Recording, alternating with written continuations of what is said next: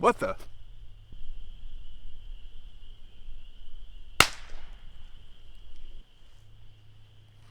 What are these? Peas? Am I getting shot with peas?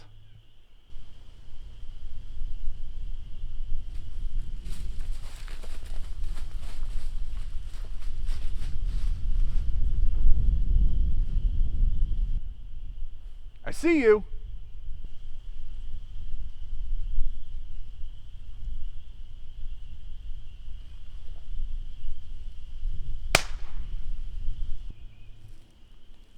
Will you knock it off of that pea shooter?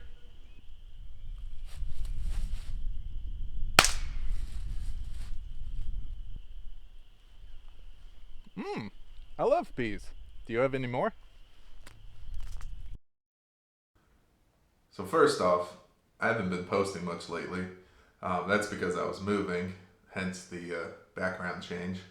But I do plan on posting a little more frequently in the near future. But let's get right into the Rossi Rio Bravo in 22 long rifle. Basically, it's a lever action 22 that holds 15 rounds and has an 18-inch barrel.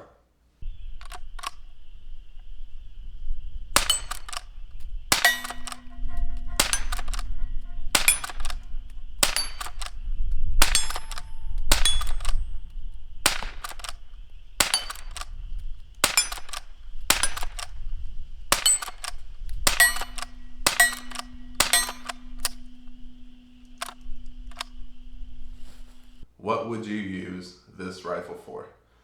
Probably the obvious choice is fun plinker. You could shoot all day long with this gun and barely break the bank because the ammo is generally cheap. And even though it holds 15 rounds in this tube magazine here, you're not going to be doing any quick reloads. So it does make everything slow down a bit. And 15 rounds is not a lot, but it is a good amount for just about any 22 rifle or pistol out there, which generally hold only about 10 rounds. So you won't really be burning through ammo like you would with, say, a Ruger 1022 with a detachable magazine like I have in this G36 stock. Or say an M&P 1522, which 25 rounds is just the standard magazine in this. You can easily get 50 or even 100 round drum mags. Not sure about the 1522 on the 100 round drum mag, but on a 1022 you get these, I think they're like 110 round drum mags. So having just a 15 round capacity in a non-detachable tube fed magazine makes something like a brick of 22 like this last a very long time. Also, another good POU for this gun is something like first time or beginner shooter. You could hand this to just about anybody, and there's nothing intimidating about this gun. Even though it's black like an AR-15 and it has a red dot sight like an AR-15, and you can mount lasers and flashlights and all sorts of stuff like an AR-15. It's pretty basic, and I don't see anybody getting scared from a lever action 22. You look like Laura Croft, Tomb Raider. Ooh. No.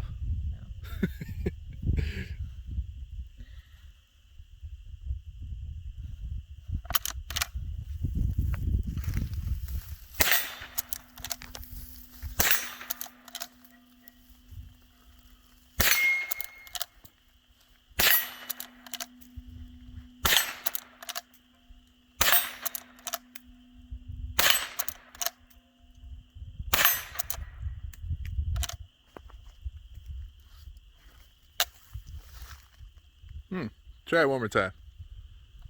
Yeah, racket. That might have just been a dud.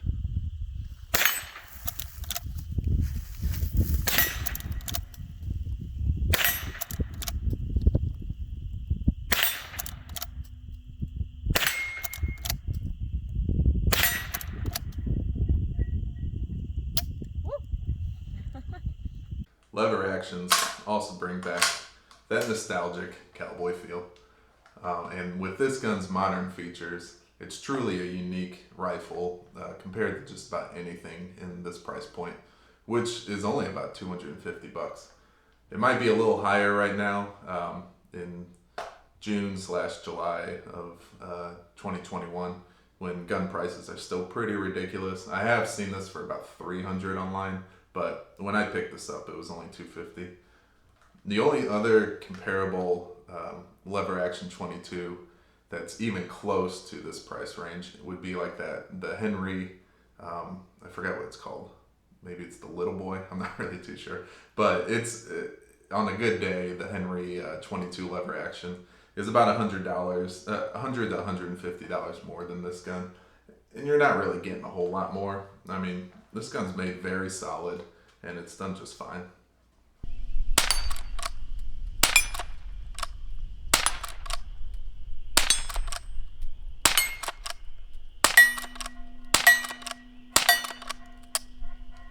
And if you want even a more classic look, say the synthetic black furniture is not quite your thing, you can get a wood stock and handguard version that I think is not that much more. It's only like maybe another 50 bucks more.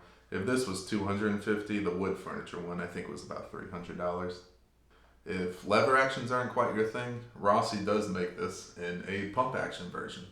And that's called the Gallery because guns like this really harken back to the good old days where you're at the state fair and you're shooting targets to win the biggest stuffed animal that's in the booth for your girlfriend or boyfriend. We don't discriminate on this channel.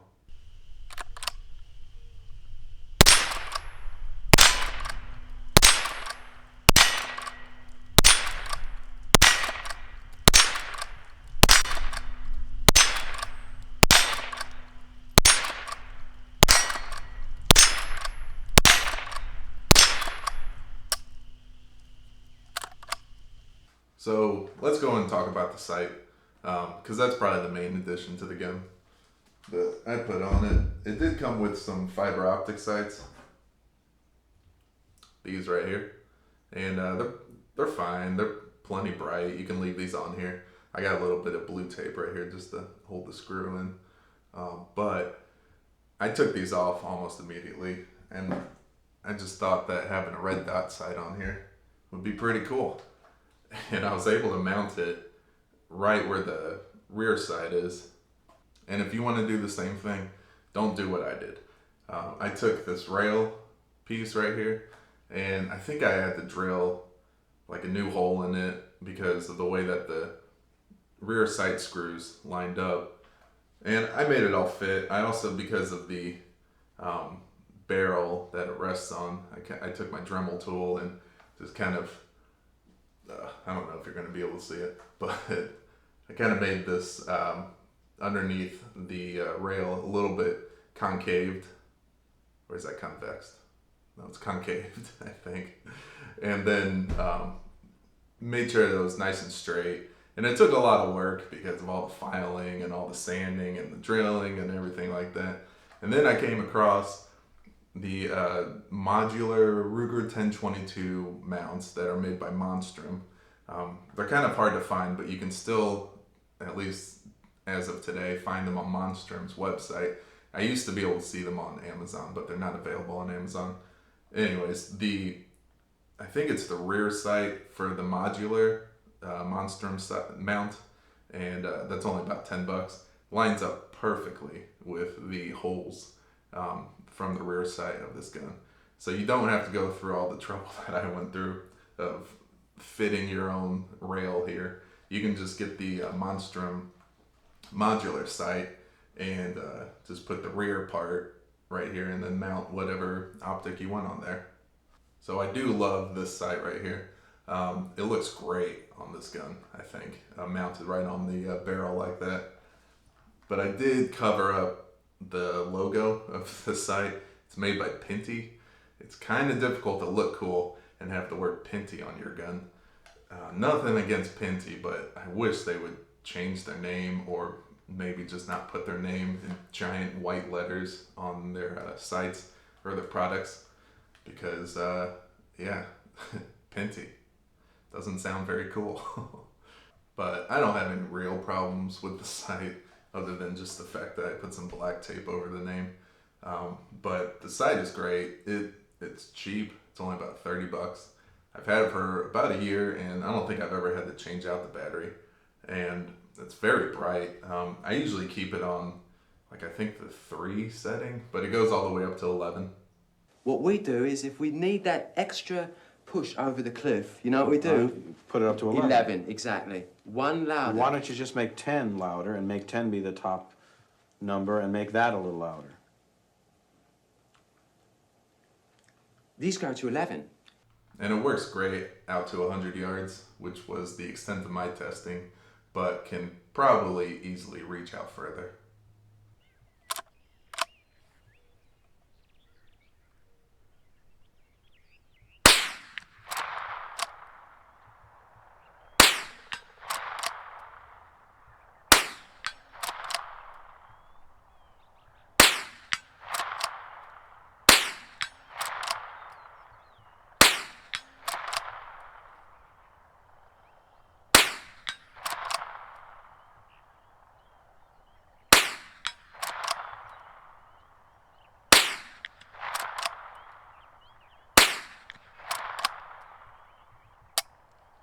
So moving on to ammo, because there's something that's very cool about a lever action 22, especially one that holds 15 rounds. The main ammo I was using was some Remington Thunderbolt. Worked just fine. I think I only had one, light primer strike. But the really fun stuff to shoot out of this, and it's almost like you have a suppressor on it, is this 22 Quiet made by CCI. It works just fine in the lever action. It doesn't work so well in a semi-auto, because it doesn't work well at all in a semi-auto, because it doesn't have enough power to cycle the bolt. But when you're manually cycling a lever action, you can put just about anything you want in here. There are also videos on YouTube of people putting 22 shorts in here and it working just fine.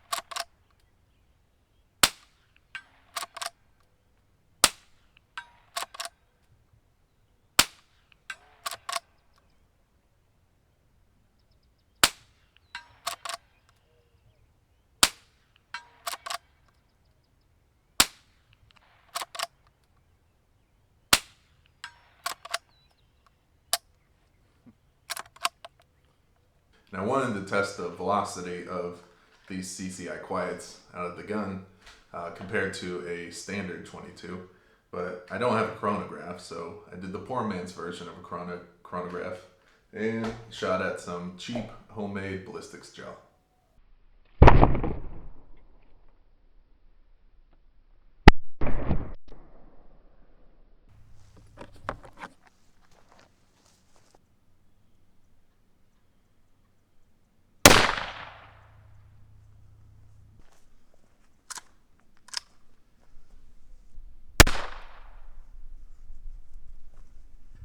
Look at that. Oh, look at that. The high velocity round went right through. And that low velocity round, the CCI Quiet, stopped right there at the end. Look at this. Look at that. Oh, look at that. That's so cool.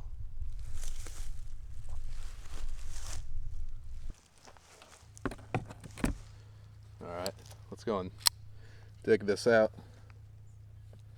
Actually, I probably don't even need my knife. It's right there at the end. Look at that. Look at that. That's nice and shiny. There's just a little deformation to the bottom there. They hit pretty low.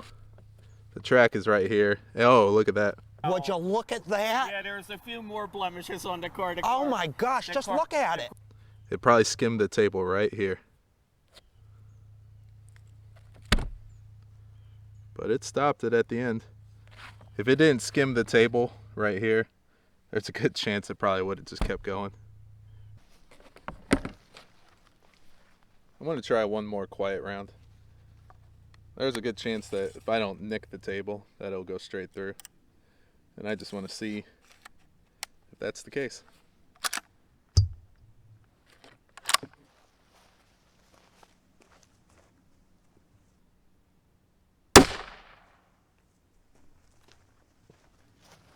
Yep. Look at that. Oh, would you look at that? Put that Just look at that. That went straight through. I did not catch a bullet that time. Right. Still a lot of room to work. So basically, that ballistics gel kind of sucked. I might have had the ratio off just a little bit, but you get the idea. The CCI quiets are definitely still lethal, even though they're going at a little more than half the velocity of a standard 22. All right, so let's talk about some minor attachments. I put a rail right here. I did want to keep this as simple as possible. I didn't want to put any like flashlights, lasers, bipods, grips, all sorts of stuff on here, which you can do because these are M-LOK slots. But I put a little rail here just in case I want to put a flashlight on here or in case I want to put a bipod on. But so far I haven't really had any reason to do so. And then the other major attachment, I think it is the only other attachment, is the sling, which is just a simple Blackhawk sling. I mean, there's really nothing special about the sling. It works just fine for these rifles. And the way I attached it is just by putting this little M-LOK adapter right here, and it moves, you know, swivels a little bit, so it's very comfortable. But yeah, that's about it for attachments. I do want to touch briefly on the cleaning of this gun. It's not the most straightforward gun to take apart. It took me a little bit of internet research. There's actually nothing in the manual that really shows how to take this gun apart. And you do that by unscrewing these two screws right here. And then the same thing on the other side. There's two screws. And this cover right here lifts off and it holds in the bolt, and you can just kind of clean it as much as you feel fit to. But I haven't cleaned it since the first time I got this. When I first got it, I took this all apart. I cleaned everything and I oiled it up. But for something that's not a semi-auto, this is, you know, just a manually operated lever action. It still has a very smooth action after hundreds of rounds. I mean, probably around 500-600 rounds through this, and it still operates just fine. But the one thing that you do want to clean every couple hundred rounds is the barrel. Just go and open up the action, drop a bore snake through here, and it's basically all you really have to do as far as maintaining this gun. So it's actually really good for a beginner shooter in that way as well. And then finally, just one issue that I've had with this gun. Literally just one issue. This gun has been perfectly fine, other than the fact that this right here is called the upper band, I think, this piece, which holds the barrel and the magazine tube together. And there's one screw that keeps it tight on there. If that screw is loose, this thing can easily turn on you, and it throws off the sight. It throws off, you know, just the way that the gun looks. And so you definitely want to make sure that when you first get this, just go and crank down on the screw just a little bit more and make sure it's nice and snug. You even maybe want to put some Loctite on there so it doesn't come loose at all. So that's about it for this gun. There's not really much more to say. It's just a fun gun. There's something about standing in a big open field, plinking at sundown, especially, that makes me forget about all of life's problems. Something that I like to call plinking therapy.